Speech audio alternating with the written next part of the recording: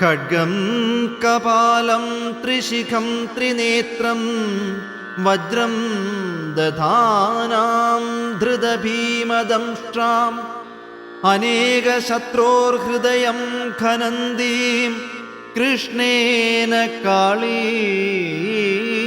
സതതം ഭജാമി.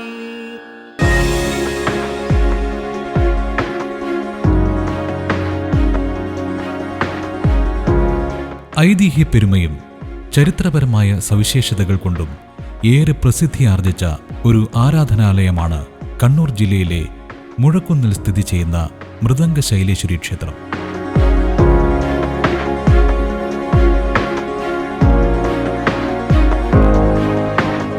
ഉത്തര കേരളത്തിലെ ക്ഷേത്രങ്ങളിൽ സമുന്നത സ്ഥാനം അലങ്കരിച്ചു പോരുന്ന ഈ ക്ഷേത്രം സവിശേഷമാർന്ന പൂജാവിധികളാലും വിശ്വാസ പ്രമാണങ്ങളാലും ഇന്ന് ഏറെ കീർത്തിയാർജിക്കപ്പെട്ടിരിക്കുന്നു.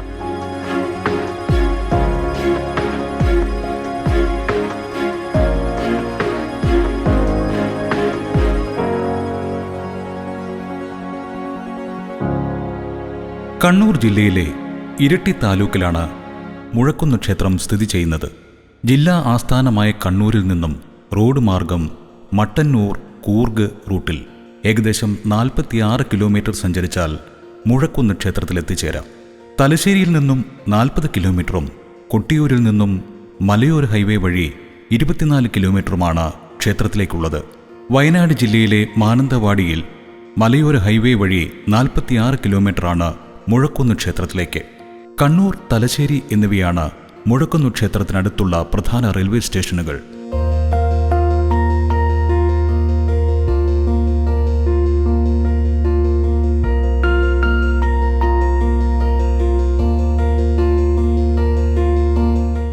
പരശുരാമൻ പ്രതിഷ്ഠിച്ച 108 ദുർഗാലയങ്ങളിൽ ഒന്നായ ഈ ക്ഷേത്രം പഴശ്ശിരാജയുടെ കുടുംബക്ഷേത്രം കൂടിയാണ്.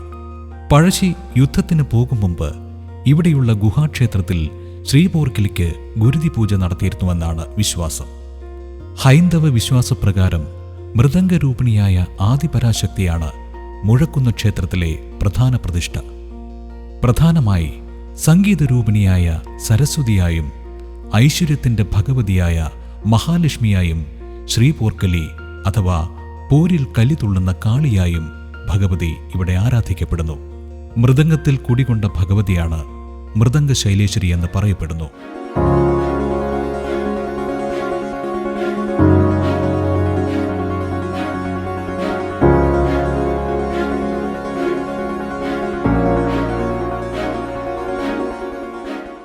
കലാകാവ്യാദികളും അക്ഷരവുമെല്ലാം ദേവീ സ്വരൂപമായി കണ്ട് ആരാധിക്കുന്ന പുരാതന ശാക്തേയ സമ്പ്രദായമാണ് ഇവിടെ പിന്തുടർന്നു പോരുന്നത്.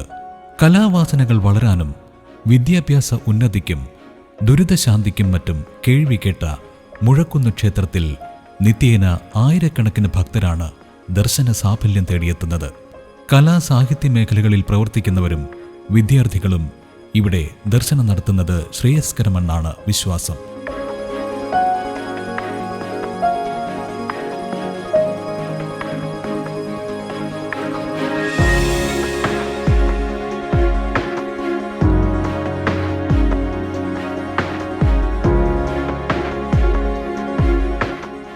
കോട്ടയം രാജാക്കന്മാരുടെ കുലദൈവമായ മുഴക്കുന്ന് ക്ഷേത്രത്തിന് കേരളത്തിന്റെ തനത് കലാരൂപമായ കഥകളിയുടെ ഉത്ഭവവുമായി അടുത്ത ബന്ധമുണ്ടെന്ന് ഒരു വിശ്വാസവും നിലനിന്നു പോരുന്നു.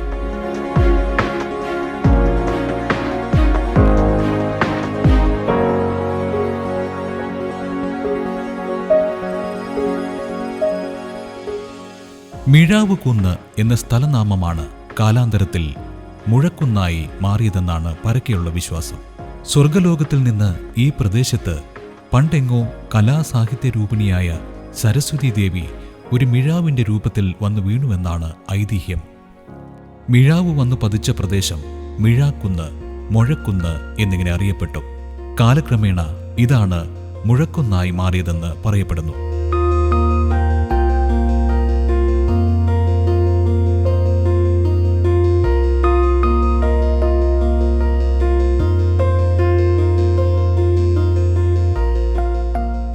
കിഴക്കോട്ട് ദർശനമായി മൃദംഗ ശൈലേശ്വരി വാണരുളുന്ന ഇവിടെ നിത്യേന 3 പൂജകളാണുള്ളത്. രാവിലെ 5 മണി മുതൽ ഉച്ചയ്ക്ക് 1 മണി വരെയും വൈകുന്നേരം 5 മണി മുതൽ 8 മണി വരെയുമാണ് മുഴക്കുന്ന് ക്ഷേത്രത്തിലെ ദർശന സമയം. തിരുവക്കാവടി എന്നറിയപ്പെടുന്ന ഒരുതരം നെയ്ച്ചോറാണ് മുഴക്കുന്നിലെ പ്രധാന വഴിപാട്. കൂടാതെ നെയ്വിളക്കും അതിവിശേഷമത്രേ.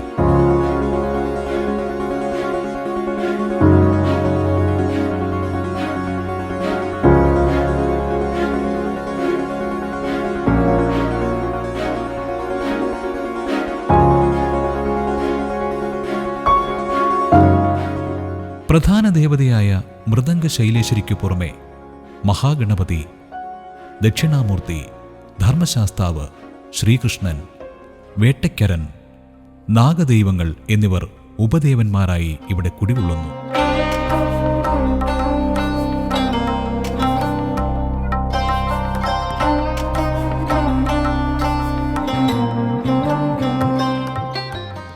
മുഴക്കുന്ന് ക്ഷേത്രത്തിൽ വിജയദശമി നാളിൽ വിദ്യാരംഭം കുറിക്കുന്നത് ഉത്തമമത്രേ.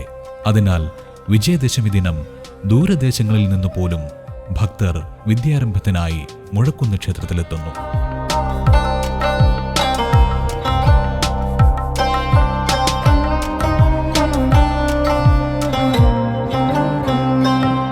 മീനമാസത്തിലെ ഉത്രനാൾ ആറാട്ടായി വരുന്ന 10 ദിവസത്തെ ഉത്സവമാണ് ക്ഷേത്രത്തിലെ പ്രധാന ആഘോഷവേള. ഇതിനിടയിൽ വരുന്ന പൂരമഹോത്സവവും പ്രധാനമാണ്. ഈ വിധത്തിൽ സവിശേഷതയാർന്ന മുഴക്കുന്ന് ക്ഷേത്രത്തിൽ തന്നെ തേടിയെത്തുന്ന ഭക്തലക്ഷങ്ങൾക്ക് സർവൈശ്വര്യവും പ്രദാനം ചെയ്ത് മൃദംഗ ശൈലേശ്വരി വാണരുളുന്നു.